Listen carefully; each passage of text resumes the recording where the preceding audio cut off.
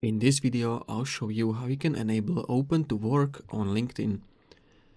So it's very simple, just click on your profile, then choose View Profile.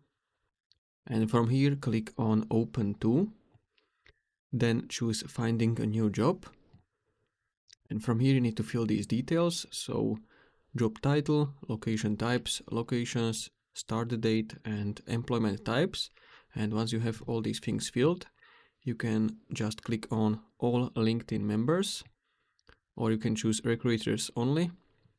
But to get this Open to Work badge, you need to choose All LinkedIn Members. So once you select it and then click Save, now you need to click on Update. You can also update your settings to get notified about job opportunities. And now when I refresh my account, as you can see, I have this badge Open to Work. So this is how you can enable Open to Work on LinkedIn. So if you found this helpful, consider subscribing for more tutorials.